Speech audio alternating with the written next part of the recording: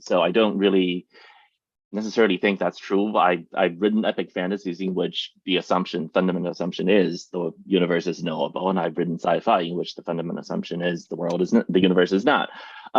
But in terms of world building, I think there's a lot of similarities, at least from my perspective, the way I've done it. I think in both cases, world building is really a participatory process, a collaborative process between the reader and the writer. And that's how I like to think about it. So in either case, what I try to do is to lay out enough signposts. But the main work of actually building the world and making the world come alive is done by the reader. I always keep that in mind, such that when I'm doing world building, I think of it as an invitation, a dance, if you will, where I'm doing my set of steps, but the reader is expected to do the other part. And that both makes it more terrifying, but also more fun. I don't know how you feel about it, Adrian. I mean, I'm world first when I start any kind of project, and I before I start actually writing, I need what I consider to be like a solid foundation. So I do tend to pin down a lot of details. I mean, with the sci-fi fantasy dichotomy or false dichotomy, for me, a lot of it is basically, can I draw a line from real world present day to where the story is taking place, however far in the future, or in the past, or wherever.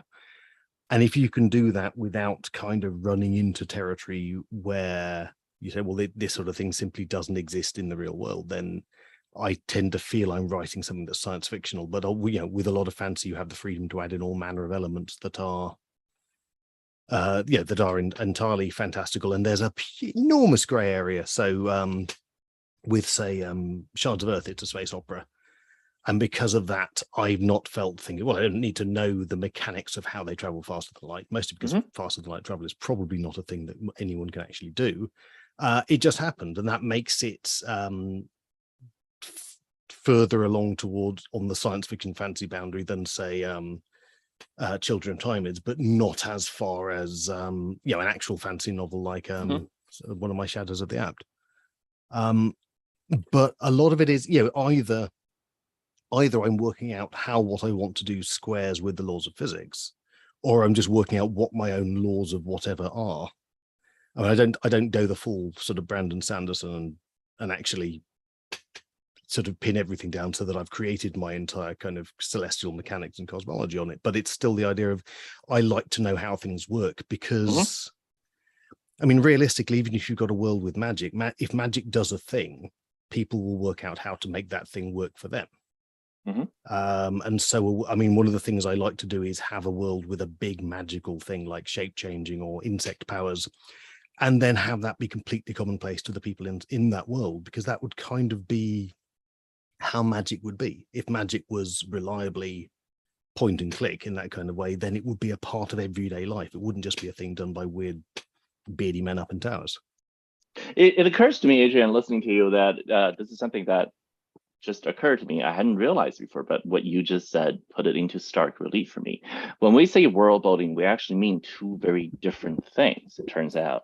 The part that you're describing is the part where we make the world so that we can understand it ourselves as authors. We have to actually build the world in our heads, the imaginary world we build in our heads, that we tell the story. And that is definitely one kind of world building. When I was approaching the topic, I was thinking about the other way, which is the world building for the reader, which is you have the world, now you have to evoke it for the reader. This is the process that Joe Walton calls world conjuring, where you're not describing meticulous detail everything about the world for the reader, but you're giving enough there for the reader to do the rest of the work. So these are two very different definitions of world building that are part of the same process. But it's fascinating to me that there's world building for yourself as an author, and then there's world building for the reader. I guess what I wanted to ask you, because I'm really curious about this, what are some of your favorite world building tricks, both of the first kind of world building world for yourself, and of the second kind, building the world for the reader? What are some of your favorite tricks? I mean, I think something I've just mentioned is probably one of my favorite things to do, especially for fantasy, is just the idea of, if you have something that is complete, that to us would be completely supernatural, magical, Hmm. impossible, and then you just make it a thing that everyone is aware of and everyone does, and you see, what does that change? If everyone turned into an animal, where does that take your societies? Where does that take sort of your belief and your relation to the natural world, and all of these things? And just watching though, it's like dropping a stone into a pond, and you just see where the riffles go, and that kind of creates your world for you.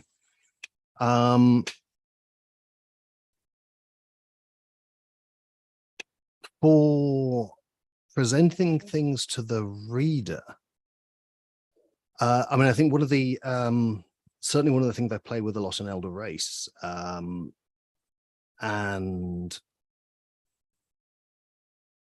one of the things I tend to do a lot when I'm writing, say, first person narrative and things like that, is the idea that going over the head of the character you're focusing on, Hmm. so that you are dropping things into the narrative that your protagonist, or your over the shoulder character, doesn't really understand and doesn't get, but you're doing it in such a way that the reader can kind of understand what you mean, even though it's not explicit knowledge in the in the context of the scene or in the context of the world.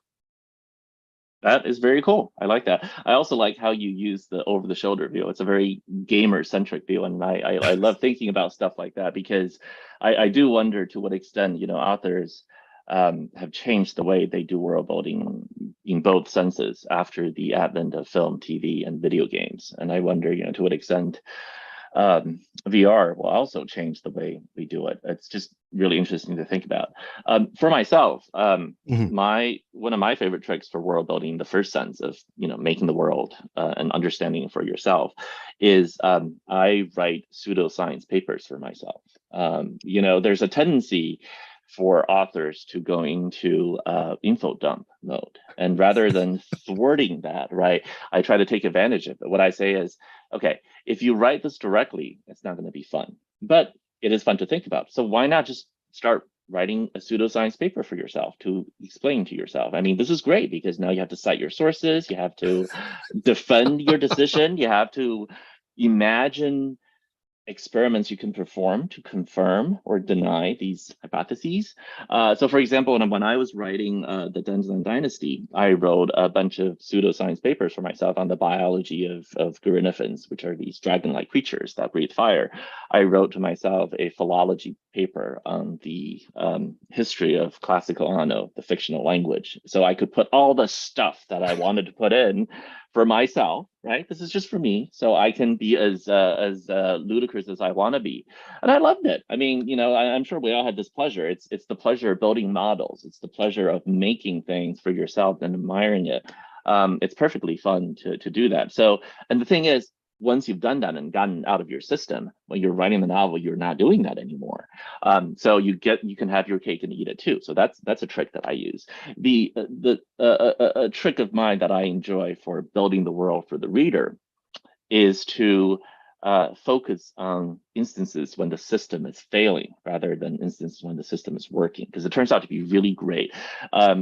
Describing how a spaceship functions on a day-to-day basis is very boring, but the spaceship is crashing, or there's something going wrong. Now you get a chance to describe the system and get the reader involved in a way that's very exciting and dramatic.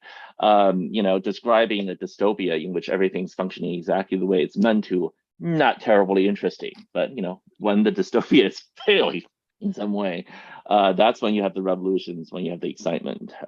This is why the Hunger Games is not about one of these games when things go right. It's about one of these games when things go wrong. It's a very old trick, but it's very effective. And I mean, for a lot of beginning writers, at least myself, this is something I had to learn over time to do. But once you learn it, it seems so obvious. But it's always one of those things where you have to actually do it to really get it into your heads.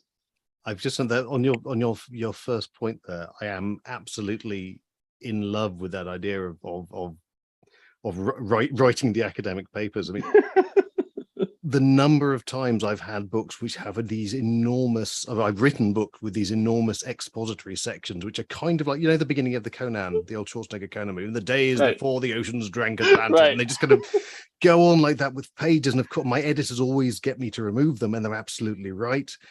But it's just the idea of getting it out of your system in that kind of way is brilliant. I also like the fact that you've effectively defended multiple fictional doctorates by now. Yeah, Yeah, it's a I great mean, way to do it. for me, the presentation of the presentation of the world to the reader is always a matter of, it's a bit like the sculptor, and you have to take everything off that doesn't look like the book should look, because I am so prone to over explaining my world and trying to show my readership how terribly clever I've been with this minor point of doctrine or etiquette in this particular society. And it's just, it all has to go in the end, and I'm always very regretful, but it really is better without it. Well, you can always save those bits and publish them later on as supplemental material for readers. I mean, I know there are readers who would love it if you have that stuff.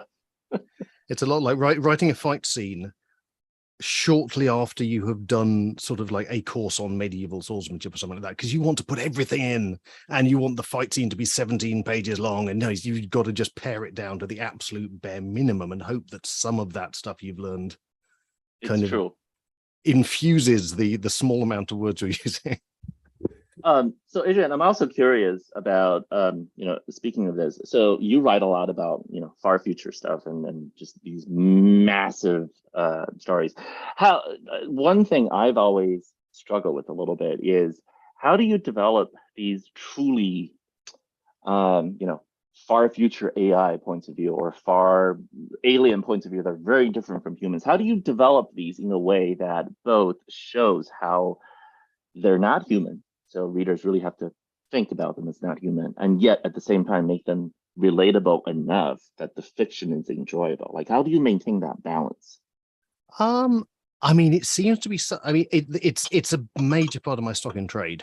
From Children of Time onwards, it seems to be something that comes very naturally to me, which possibly I should be worried about.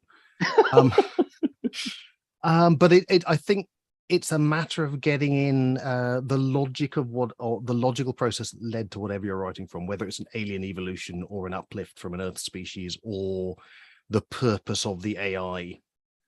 So for example, I've in Firewalkers, I've got an AI which was designed as a kind of a human expert system liaison. It's based on like your little mobile phone thing that interacts with you and in a human-like manner while not being remotely human, and that then gives me the basic architecture that I can kind of hang everything else on. But with living things, there's a lot of getting inside the sensorium. So because I think the amount of impact that has on how something experiences the world, and then how everything that follows from that, it must just be enormous. I mean, it's I think that must be at least 75% of the whole. If a lion could speak, we couldn't understand it, sort of. Which is admittedly a position I've attacked in a variety of ways in my book. I mean, how about you? I think it is an enormously important part, I think, of writing really interesting sci-fi. Yeah, presenting those characters that aren't us. Yeah, it's really difficult. I've sort of gone two ways. One is, where I try to tackle the challenge, and I sort of do a lot of what some of the things I do are very analogous to what you talked about. So I'm a big believer in the way cognition is shaped by embodiment. So the way you're embodying the universe, your sensorium, as you put it, is very much a part of how you experience and how you think. Because whatever the alien species might be, it is going to be the result of evolution. So the way it thinks and the way it processes the universe has to, in some way, be derived from that history of embodiment of its history of existence in the universe. And so I try to think about that, and I try to do the best I can with my limited humanoid and human consciousness, trying to imagine what that's like. It's been interesting also to play some VR games and try to get inspiration from that, because the most interesting VR games to me are the ones where they don't try to fully immerse you in by pretending that you're a human being in this environment, but by trying to give you this experience of being something else. So VR games that try to give you the experience of what it's like to fly, of what it's like to be a four-legged animal, of what it's like to be able to teleport from place to place instantaneously. I think these are very fascinating because they really give you a sense of what your experience of the universe is different, how your relationship to the physical environment is different, and that's been very helpful in terms of trying to help me to think about it. The other approach I take sometimes is to just admit upfront that it is not possible for humans to really truly imagine what being alien is like, and to just accept it and to embrace it. So sometimes I try to write stories that are where I'm talking about aliens, but the point of view is clearly filtered through a human consciousness. So I sort of highlight that fact and saying that we can't really understand it, we don't really get it, but that's okay, and we'll just live with it. And sometimes I write sci-fi that uses aliens, but really they're metaphors for who we are. So something like The Bookmaking Habits of Select Species. It is about imagine aliens, but in some ways it's really about our own relationship to books, to language, to writing. And I'm just very clear about it. This is meant to be a science fable. It's not science fiction in the sense of speculating really about alien species. I'm not really doing that. I'm doing something very different here, and I just want to be clear. That's what I'm doing. I think that kind of approach, just being very clear about what it is you're trying to do and what your goals are and what your limitations are, I think that readers who are engaged with what you do, they appreciate it. They start to think about the challenges with you, and that makes the whole thing more fun. I mean, one thing, writing from alien points of view, I tend to fall back on a 2 points of convergence. So the idea that if life at its most basic is going to have certain common drives, it will need to feed, it will need to reproduce, it will want to preserve itself. And then when you get to a sufficient level of ability to observe the universe, assuming you get to that point, it's the same universe you're observing. And so to a certain extent, the idea of a mental convergence, because you're working to the same rules of observable rules of physics, seems at least plausible. And I think that's almost like my get out clause to say, well, why can these things communicate in any way? Right. I mean, otherwise you just end up being a philosophical solipsistic point of view. I mean, there's no objectivity, there's no way to know the universe, and you just end up not being able to communicate at all. And I mean, it's like you do get books like Solaris, which set out to just explore the genuinely alien, and you end up with there's a thing there that something's going on, and we can appreciate that there is a thing there, and that's about as far as the human mind can ever really go with it. And that's, I mean, Solaris is one of those books here that I kind of feel that's been done now. I'm not sure I'm ever going to really touch that. I know what you mean. I appreciate. I noticed we've got a few questions racking up, which we'll need to come to. I assume just in advance of that kind of last leg, but I wanted to ask you, so use of real history, historical periods, even historical events as a springboard for world building, how much did that sort of permeate your work? That comes from the fact that I work for a period of time as an expert witness in patent cases. And what that means is you end up having to do quite a bit of research into the history of technology. And then it became fascinating. Actually, the whole thing is very fascinating to me, but what really struck me is the degree to which the evolution of technology is path dependent and fortuitous. Many things could have happened differently, and the timeline that we ended up living in is not the only timeline of possibility. There's a lot of alternatives, and A lot of things that in retrospect seem inevitable were not inevitable. Things could have gone a very different way. What I ended up recognizing is just the degree to which the narrative fallacy permeates the way we think about history, our own history, and also the way we project the future. A lot of things that are fortuitous, we explain in retrospect by attributing causes to effects and trying to manufacture some sort of arc of history, when in fact, that was not necessarily the case at all. A lot of it is completely path dependent and fortuitous, and we just sort of, in retrospect, put a story into it. Because, that's something that I gleaned from my own work. I write a lot of fiction that tries to interrogate that assumption and try to make people think about what alternatives could have been and what are the other ways we can. The important thing for me, I think, is to recognize that our tendency to extrapolate from present trends far indefinitely into the future is almost never the way real history works. So the things that worry us right now almost certainly will not end up being the things we'll be worried about in 50 years. And the things that we don't care about now, they will be very important. And we need to keep our minds open about that. And so I write fiction, try to work on that. My fiction often talks about how things that completely, honestly, when we were growing up as kids, the science fiction we read were talking about life in the year 2000 as, some distant, wonderful utopia where there will be flying cars and all sorts of stuff.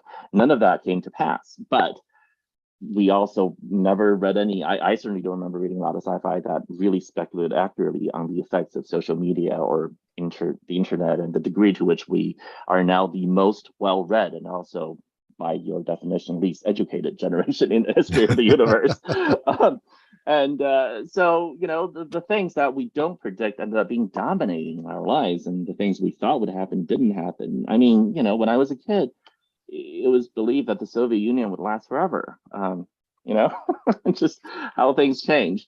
So keep your minds open. The real world is full of surprises and the wonders of the future. It's just unimaginable. And that's also part of what makes writing this kind of thing so fun. You get to speculate and just imagine wonderful futures, and it's to keep people's minds open.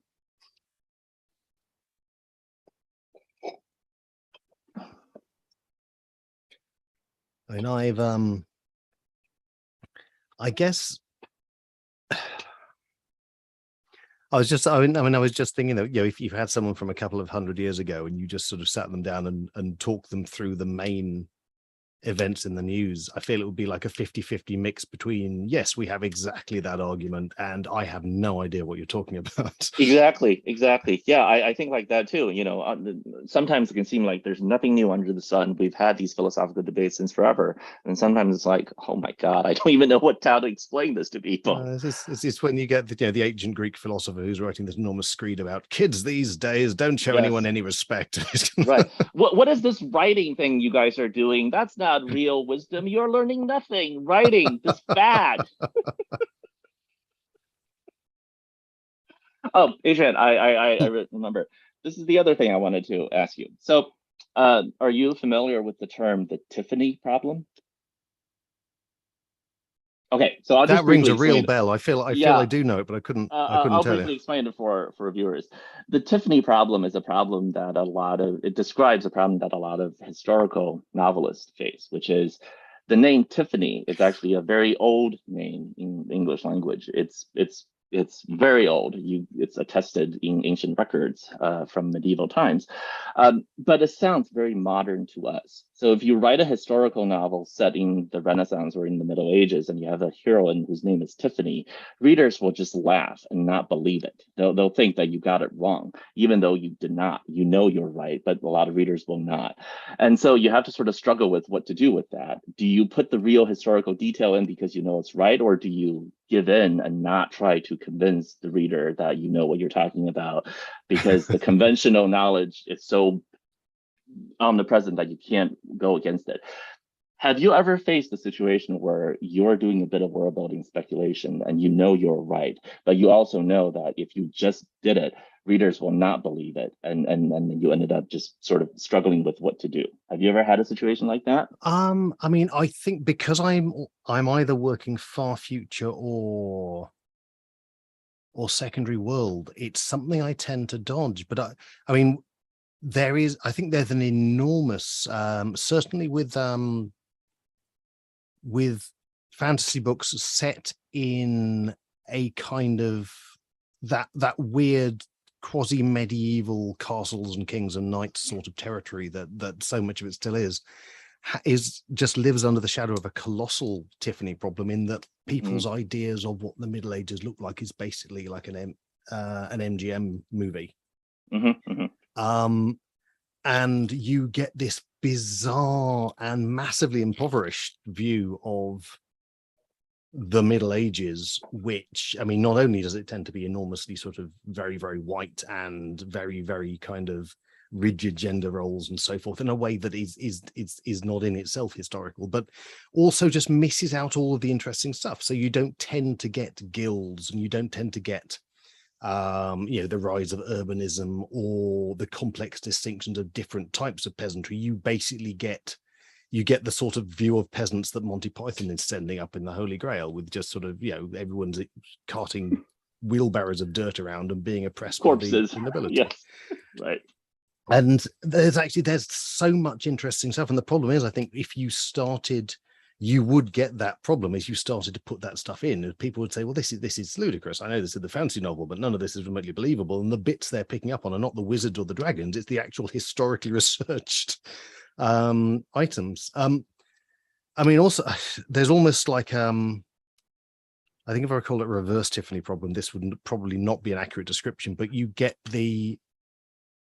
in a medievally fantasy world, the wholesale importation of isolated chunks of history, or kind of history as it is imagined, that then make no sense in context. You've got to, yes, here is a church which is patently the Catholic Church, despite the fact there is none of the sort of vast historical machinery led to the creation of that. Yes. And it doesn't even really fulfill the function of that. It's just there to be this kind of vaguely oppressive religious presence.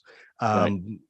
Whereas, for me, it's you start from scratch, and you start from your axioms of the world, and you make that, if you want an oppressive religious presence, make your own. You don't have to just kind of borrow wholesale. And it's just, that always strikes me as so weird.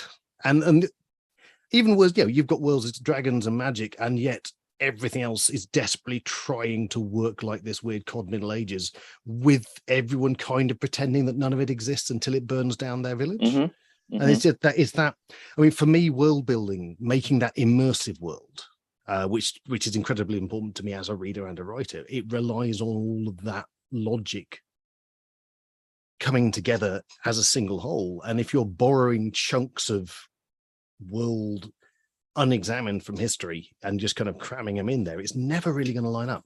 Yeah, sorry, I've got wildly off topic there. No, not at all. You're absolutely right. I mean, I describe this as, the rootedness of the world. Like, all worlds, whatever you're building, have history, and you have to be respectful of the idea that there's a historicity to all worlds you're building. You can't pop things into your world with no history behind it. You have to think about how these things come to be. So one of my things about world building is to recognize the messiness of history in every single world. So there are bits and pieces that will not necessarily make sense. So for example, right, in our own world, the layout of certain cities make no sense until you realize that the roads are based on ancient cow path, and which are based on ancient migrative path taken by animals. So there's a historical rootedness to all this stuff that superficially don't make sense. So if you're gonna do things like that in your world, you need to understand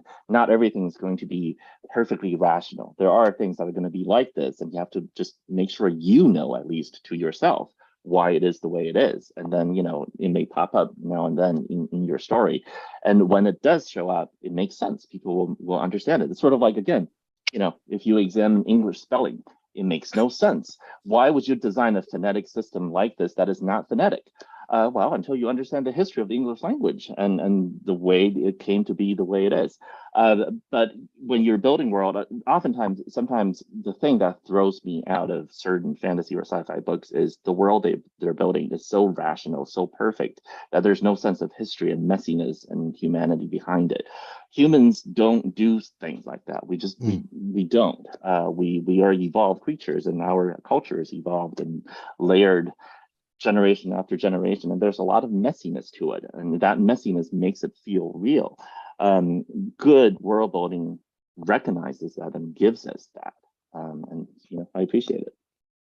Yeah, I mean, it's the, I mean, you get the sense with some invented worlds that they're almost quite sort of they're almost Minecraft style low res. They're made out of these big blocks, and everything is quite monolithic. So you have a particular cultural tradition, which is fine, but then everyone does this. No matter where you go in this country, everyone does this, and then it stops at the border, and in the next country nobody does it. There's no bleed over, and it's, I mean, one of those things. I think that it's unfortunately a trait. I mean, I came to writing from a role-playing games background, and traditional role-playing game worlds tend to suffer from this massively. I think a lot of people have kind of imported that way of thinking of it. This is the country where people do this, and then next door is the country where people do something completely different, and possibly even the terrain is also completely different, utterly at a sharp dividing line, World of Warcraft style, from one zone to another. And you just get, I mean, and I guess you could have a lot of fun if you were intentionally designing a world like that with a logic behind why it was like that. But it's when you're importing world building elements without thinking about how they fit with their neighbors, I guess, that it starts to run into these very weird kind of problems. Yeah, it's also the case that when you're taking inspiration from real world cultures, that tends to be a thing that writers sometimes fall into. It's a trap, because you see some cultural practice or something and you think it's very cool, so we import it into your world without recognizing the historical rootedness of it. Like you were saying, you want to import something that looks like the Catholic Church. Well, the Catholic Church came to be the Catholic Church because of thousands of years of history, so you cannot just stick that in there without recognizing how it came to be the way it is. And you better have a way of integrating all of that into it as well. Somebody who does this really well, that I want to talk about, is Kate Elliott. She takes a lot of inspiration from real world cultures in building her epic fantasy worlds, and I would think that she's definitely one of the masters of world building in our genres right now. And she takes these real world inspirations and she figures out what really is behind those practices, what causes them to be the way they are, what is the process by which they come to be, and then she boils that essence down and reimagines them in her world, so that everything has a deep history in her world, and nothing feels like just popped in there for coolness. Everything is there because it has a real history. It evolved. It's in a believable human way, and this feels like a world that's lived in. That's the sense that I enjoy when you go into a world and you learn it, and you feel the sense that it's a lived in world. It has deep history to it. So I don't know if you have somebody that you want to talk about whose world building you really admire. There's a British so I don't know if Joyce is are we running short of time or anything? No, I'm just zooming in from 1907 to start questions when you're ready, but why don't you respond to Ken's remark, finish your remarks, and then we'll take the questions. Yeah, there's a British writer called R.J. Barker who's written a couple of trilogies. He has some of the most remarkable world building, and it is very deeply buried in the books. And it's one of the, you kind of go along. So the most recent series is the Bone Ships, and you go along. It's basically it's big naval ship combat, and there are two sort of archipelagos at war, and you can partway through there are no trees in this world. There is no wood. The ships are made from the bones of these kind of sea monsters. There is this very weird social structure. It's a matriarchy, but it's not it's a very, very vicious sort of take on a matriarchy.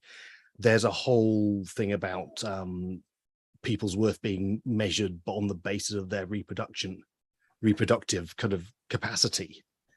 All of these weird things in the world, but he follows every single one of them through. So everything that happened in the world, you start to realize all of these little things that people do, all of the little traditions they have, you can see the logic of how all of these things arose in this weird, very sort of straightened environment everyone is living in. And it's glorious because he doesn't really tell you at any point, but he's still able to kind of effortlessly make it clear what's going on without sort of clogging up the page with it, which is, God knows, is a skill I don't actually have. That's awesome. You ready to take some audience questions? Sure. Yes, okay. So I'm going to combine the first couple. They're from the same person. So Robert wants to know, specifically from you, Adrian, do you think that your background in earth science helps you maintain the fine balance that Ken had mentioned? I think this was in reference to the discussion of developing your pseudoscience to inform your work. And then for either one of you, also from Rob, does either one of you see an emerging trend of emphasizing earth science in hard sci-fi? So let's start with you, Adrian. The first question was addressed to you. I saw those questions. I'm going to say I'm not sure if it means earth science as in geology or earth science as opposed to alien science or science fiction. I mean, I think it's worth noting my background in science is saying that I have a background in science is massively overstating the case. I came out of a mostly psychology degree with a very mediocre result. Most of what I've got is the fact that I'm very interested in stuff, and so I acquire knowledge in the fields that interest me, and I'm particularly interested in the biological sciences and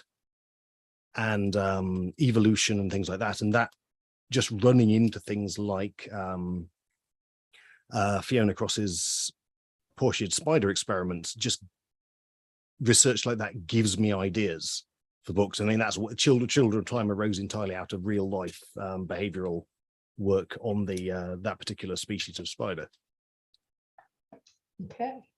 And how about the question about, is there a trend towards more hard, maybe we just generalize it to more hard science in sci-fi? I mean, what I was going to say is I don't know if there's a trend either way. I don't really particularly, I can't claim to be knowledgeable enough about the field to be able to detect and discern such trends. I will say, however, that the fact that more and more academic papers are now available for free, and scientific research papers are available for the public to read, is generally a good thing. I think can only improve storytelling and sci-fi writing. I certainly enjoy, like Adrian, I'm curious about lots of things, and I certainly get a lot of my ideas from reading papers. I think it's one of the most enjoyable things to do, to browse through archive and figure out what, see the latest papers and see which one strikes my fancy and I try to understand it, and it's really just wonderful to see the kind of work people are doing and get inspiration from them. Okay. Here's our next question. Ken said, thinking of world building as forming a model. She says, I never connected my quant background to my late in life writing, but many light bulbs just went out. How far does Ken go in his thinking about the world as a model, or was it more offhand? Okay, well, I think, the way that I think about modeling and model building is not limited to fiction. I think that's just the way humans understand the universe. You have to have a model of the universe to understand it, and at the same time as you gain more experience about the universe, you also refine your model and sometimes rebuild it. It's just part of human nature. It's part of what it means to be a human. I think fiction writing oftentimes is just a way to force you to articulate those models more clearly for yourself, and to really ask yourself, what is your story about human nature? What is your model for how humans behave? What is your model for how the world functions? And to me, these are interrelated. I think I say something like this in the Dunclan Dynasty. You have to both build the models to refine your understanding of the universe. And also you have to let your understanding of the universe refine your models. The two are interconnected. You can't just have one lead the other. They inform each other. And I think that's true in life as well as in fiction. Yeah, I have a follow-up question for both of you, and that is, I mean, I think one of you referenced a little earlier about not making the world too perfect, but there is a big range of how much authors reveal about the world or describe about the world versus letting you try to figure it out for yourself. And sometimes you get to the end of a sci-fi novel and you're like, I never really did understand how X happened. So how do you make that decision about, are you just plunging people into the world and leaving them to figure it out versus giving them more of a, more development and explanation around, well, why is the government this way, or why is women's role what it is, or, just versus just saying, now you're there, figure it out. I mean, my natural instinct is to be the annoying tour guide who is constantly yattering in the ear of the reader, explaining every little detail. And I have to be physically restrained from doing that most of the time. And so I guess my process is, once my editors have taken out all the bits you don't need, hopefully what is left gives that really nicely balanced tightrope where you understand all the things you need to understand by the end of the book, but it's not sort of wall of text style exposition. But no, I mean, I will over explain given the least opportunity. I think this is one of those things where there is quite a bit of range in individual taste and practice. I will say that I believe most contemporary sci-fi writing, genre writing advice and professional advice and workshop critiques will steer you towards the less is more approach. That's just an aesthetic that we prefer. We prefer you to leave out as much of the detailed info dump as possible and let the reader infer for themselves what the world is. You show the little bit of the iceberg that's floating up and let them infer everything under the surface. I would just want to say, I'm not, without saying whether this is right or wrong, whatever that means, I will say that it's important for everyone to keep in mind that's not the only approach possible. There are lots of other approaches. Just because there's just this aesthetic preference that seems very dominant in critical circles does not mean that everyone must write that way. If you have a good aesthetic justification and a vision for why you wish to do things differently, including sticking a world building paper into your novel, go ahead and do it. And some of the great masters of our genre have done so. Margaret Atwood ends The Handmaid's Tale with a academic paper reviewing the history of Gilead. And I have always found that paper to be one of the best parts of the novel. Lots of readers disagree with me. I don't really care. I think it's masterful and I enjoy it. I mean, if I can wave a little flag for exposition, every so often you do come across something like often on screen where they know, well, we've got to get this, there's backstory we need to communicate. And you get this weird turgid, well, I guess we've got to do the origin story. And they will spend this sort of 10 or 20 minutes lumbering frantically through this sort of history or this how this character became what they are and so forth. And then you get this almost audible sigh of relief at the end of it. Right, now we can get on with the series. And then that exposition can be fun. Yeah. Exposition is an art, and it can be done well, and it can be done engagingly. Approximately 40% of Children of Time, which is the book I'm still best known for, is literally just me talking to the reader about how spiders evolved, or how their society worked. And it is in the right circumstance the absolute most efficient way of getting information over, rather than doing the whole show don't tell and spending 4 times as much time just to get that little important, book critical piece of information over to the reader. Remember, you can write engaging nonfiction. So if you're going to do exposition, just write engaging nonfiction for your exposition. That will work. It's fine. This is an interesting next question. Traditionally, world building in science fiction has focused on the evolution of technology.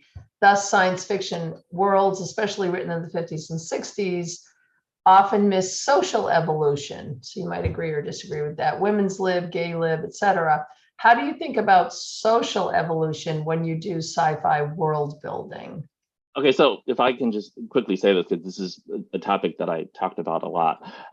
I don't really distinguish social technology from, mechanical technology or what have you.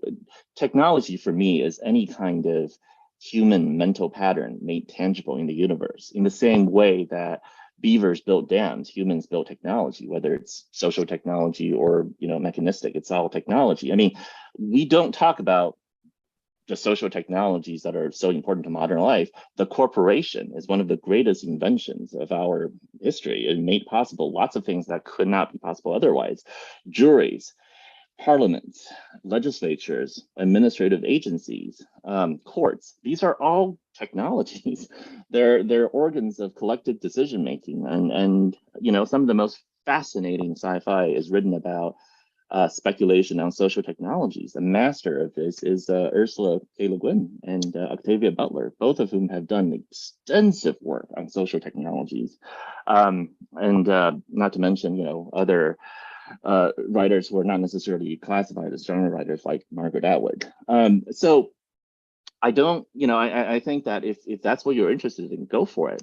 Social technology speculation is a very important part of sci-fi, and it's fantastic. And it is often the case that old sci-fi from another era, well, the speculation on mechanical technology may still sound like vaguely plausible, but the social stuff is completely outdated and off. It just reflects the degree to which we have a hard time really imagining alternative social patterns. We're such socially embedded creatures that it's hard for us to imagine alternatives. But we don't have to live the way we do. Modernity is a very weird invention. We're living in it. And for the vast majority of human history, we did not live this way. In fact, we live very different ways from generation to generation. It's all very fascinating. Who knows what things will be like in 50 years? Thanks. Yeah, I mean, for me, designing societies and thinking how various developments and changes, whether it's a sort of a magical thing or a science fictional thing, would impact those societies and change the way that people live, is actually kind of the point. I don't have an engineering background or anything like that. I don't necessarily understand the hard sort of mechanical sciences of things, but how people work, and maybe this is my psychology degree coming into it. Mm-hmm. How people work once you change the axioms under which they live is very, very much the proper domain of science fiction, I think. Agree. So we do have more questions and comments. Unfortunately, we have to free up this channel for the next session. So I'm going to thank both Ken and Adrian for showing up for the Salem Lit Festival today. We really appreciate that. Also want to thank the Salem Athenaeum, the reading room is behind me here, for keeping the Lit Fest going all these years. Final thanks to you, our audience members. We hope you enjoyed this session. We hope you'll attend more sessions today that meet your interests. Please buy our authors' books locally here, both Wicked Good Books in Salem and Copper Dog Books in Beverly are stocking all of our festival books. And of course, you can and should buy all of their books at your favorite bookseller. Our festival is free to all attendees every year. We rely heavily on sponsors and donations. So if you are so moved, just cruise on over to salemlitfest.org, where you can donate to the festival and help us. I know it's ironic, help us keep it free by donating some money, but that is the way the world works.